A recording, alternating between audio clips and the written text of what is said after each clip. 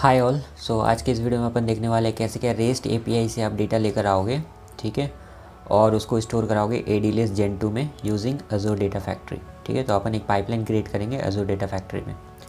तो मैं आपको पहले तो ये वेबसाइट पे लेके चलता हूँ। ये वेबसाइट देख लो, ठीक है, ये इसकी URL है और यहाँ पे आप देख सकते हो hosted REST API ready to respond to your AJAX request. ठीक है, यहाँ पे उन्होंने दे रखा है डेटा वगैरह हमारे पास अवेलेबल है। देखो सिंगल यूज़र में ये डेटा अवेलेबल है। सिमिलरली आप यहाँ पे आके एक्सप्लोर कर सकते हो कौन कौन से डेटा किस किस सेक्शन में अवेलेबल है।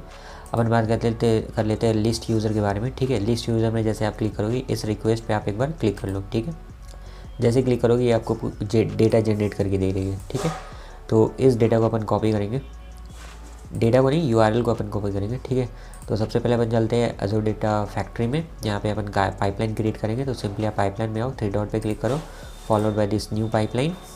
ओके, और यहाँ पे मेरे को क्या करना है, कॉपी डेटा एक्टिविटी यूज़ करना है, क्योंकि मेरे डेटा लेकर आना है source A to source point A to point B लेकर आना है। इस वजह से मैं कॉपी डेटा एक्टिविटी यूज़ करूँगा। ठीक है, और यहाँ पे आप लिख सकते हो कि copy data from rest API। ठीक है, ये चीज़ आप लिख सकते हो और पाइपलाइन का नाम भी आप इवन दे सकते हो। ठीक है, फ़िलहाल के लिए मैं कुछ नाम नहीं दे रहा हूँ।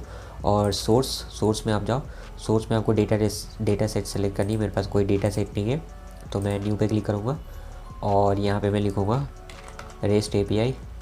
ठीक है, ये देखो रेस्ट, इसको आप सेलेक्ट कर लो। ठीक है, कंटिन्यू पे क्लिक करो और यहाँ पे आप इसका नाम दे दो। तो मैं यहाँ पे लिख देता हूँ रेस्ट API, हाइफन नहीं लेती है, अंडरस्कोर लेगी, तो API लिख दो आप। ठीक है, लिंक सर्विस मेरे पास नहीं है तो आप एक नया लिंक सर्विस क्रिएट कर लो और यहाँ पे बेस URL दे दो। ठीक है, उसी URL की जो मैं बात कर रहा था। तो यहाँ से मैं URL कॉपी कर लेता हूँ, टिल दिस यूज़र्स। ठीक है, कॉपी किया मैंने और यहाँ पे बेस URL में मैं यहाँ पे पेस्ट कर देता हूँ। ठीक है, और ऑथेंटिकेशन टाइप मैं एनोनिमस रखूँगा। ठीक है, बाकी और मुझे कुछ देने की ज़रूरत नहीं है। मैं टेस्ट कनेक्शन पे क्लिक कर लूँगा, देखता हूँ मेरी कनेक्शन सक्सेसफुल हो रही है या नहीं हो रही है। कनेक्शन सक्सेसफुल हो गई है तो अब मैं क्रिएट पे क्लिक कर लूँगा। ठीक है, अब सिंपल आपको कुछ नहीं करनी है, आप सिंपल ओके पे क्लिक कर दो। ठीक है, सोर्स हमने सेट कर लिया। सोर्स हमारी कौन सी होगी, ये रेस्ट API से डेटा आएगी और सिंक मेरी क्या होगी, ADLS होगी। ठीक है, तो ADLS मैं आपको दिखाता हूँ। देखो ADLS में मैंने एक कंटेनर क्रिएट किया आउटपुट के नाम से। इस आउटपुट में एक भी अभी फाइल अवेलेबल नहीं है। जैसे ही मैं अपने पाइपलाइन को रन करूँगा तो यहाँ पे फाइल स्टोर हो जाएगी आके। ठीक है, तो वापस से चलता हूँ, मैं सिंक को मैं सेट कर लेता हूँ। तो सिंक होगी मेरी Azure data lake storage Gen 2। मैं यहाँ से कंटिन्यू पे क्लिक करता हूँ और मैं इसको JSON फॉर्मेट में चाहता हूँ तो JSON पे क्लिक करूँगा और कंटिन्यू पे क्लिक कर लूँगा। ठीक है, तो यहाँ पे मैं नाम लिख देता हूँ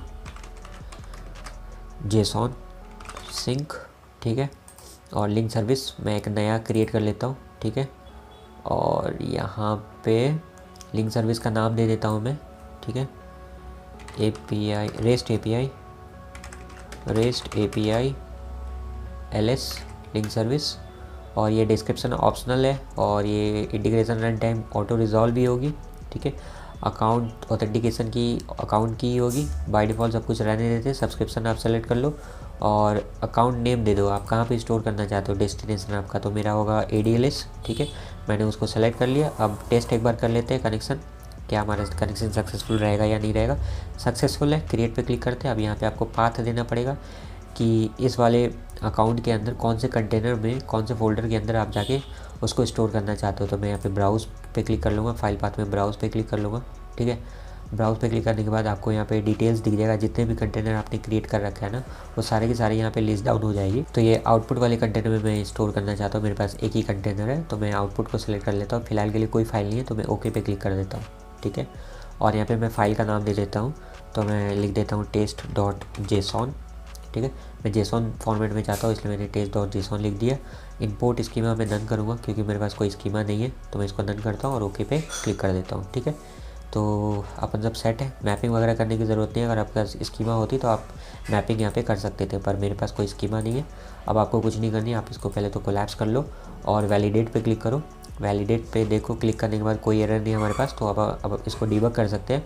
बट उससे पहले मैं आपको एक चीज़ दिखाता हूँ। देखो यहाँ पे ना, अगर आप इस स्क्वायर कर्ली ब्रेसेस पे आप क्लिक करोगे ना तो आपको एक JSON फॉर्मेट में कोड दिखा देगा। क्या है ना कि जो ADF अपन ने जब क्रिएट किया था ना उस वक्त अपने वर्जन V2 रखा था। ठीक है, वर्जन V1 में क्या होता है, आप पहले ना कोड लिखते थे पहले, जब ADF आई थी तो उस वक्त आप JSON में कोड लिखते थे, ड्रैग एंड ड्रॉप टूल नहीं थी। अभी तो अपन ड्रैग एंड ड्रॉप यूज़ कर रहे हैं ना, कॉपी डेटा को ड्रैग कर रहे हैं, ड्रॉप कर रहे हैं, उस वक्त कोड लिखते थे। तो वो कोड अभी तो एलिमिनेट कर दिया गया है। अब अपने पास टूल वगैरह है, ड्रैग एंड ड्रॉप टूल है, आप वो यूज़ कर रहे हो। बट वर्जन V1 में ना कोड वगैरह लिखा जाता था JSON फॉर्मेट में, तो कोड आप यहाँ पे चेक कर सकते हो। तो हमने वैलिडेट कर लिया है, ठीक है, कोई एरर नहीं है। तो अब मैं इसको डीबग करूँगा, मतलब मैनुअल रन कर रहा हूँ मैं।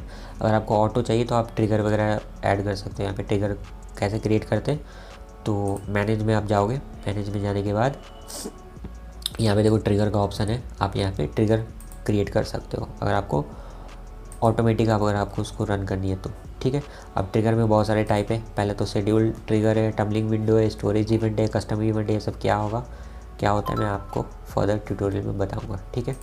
फ़िलहाल के लिए मैं इसको मैनुअली रन कर रहा हूँ, ऑटो रन तो नहीं कर रहा हूँ। तो अभी आप ट्रिगर के बारे में ज़्यादा मत सोचो, ठीक है। तो ये मेरी पाइपलाइन सक्सीड हो चुकी है। अब मैं जाता हूँ अपना स्टोरेज अकाउंट में, ADLS अकाउंट में। अब यहाँ पे मैं इसको रिफ़्रेश करूँगा तो देखो मेरी फ़ाइल यहाँ पे आ चुकी है, उसकी साइज़ भी दिख रही है यहाँ पे, ठीक है।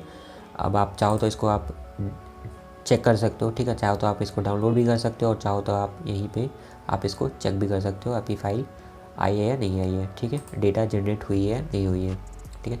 तो आप एडिट टैब पे क्लिक कर लो, देखो सारी की सारी डेटा मेरे पास आ चुकी है, ठीक है। देखो ये बहुत ही लंबी है, JSON फॉर्मेट में है, ठीक है। पेज 1 पर पेज 6, ठीक है। First name George, last name ब्लूथ,